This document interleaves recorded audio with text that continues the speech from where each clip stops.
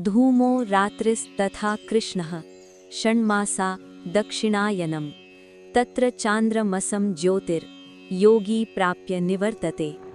अर्थात जिस मार्ग में धुआं, रात्रि, कृष्ण पक्ष और दक्षिणायन के 6 महीने हैं, उस मार्ग से गया हुआ योगी चंद्रमा की ज्योति को प्राप्त होकर वहां अपने पुण्यों का फल भोगकर वापस लौट आता है।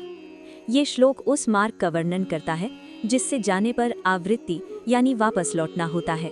ये अंधकार का मार्ग है। 1. मार्ग के देवता। ये श्लोक पिछले श्लोक के विपरीत है।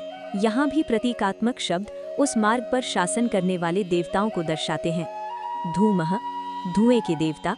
रात्रिहि, रात्रि के देवता। कृष्णः, कृष्ण पक्ष यानी चांद के घटने वाले 15 दिन के देवता। षण्मासा दक्षिणायनम, दक्षिणायन के 6 महीनों यानी जब सूर्य दक्षिणी गोलार्ध में होता है के देवता। 2. प्रतीकात्मक अर्थ। ये सभी शब्द अंधकार, अज्ञान और भौतिक आसक्ति के प्रतीक हैं। ये धूम मार्ग या पितृयान मार्ग कहलाता है।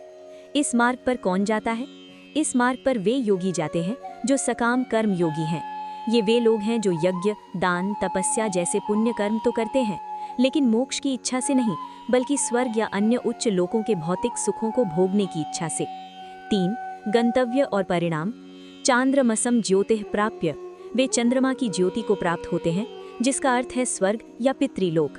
निवर्तते, वहां वे अपने पुण्यों का फल भोगते हैं, और जब पुण्य समाप्त हो जाते हैं तो वे निवर्तते यानी फिर से इस मृत्यु लोक में वापस लौट आते हैं।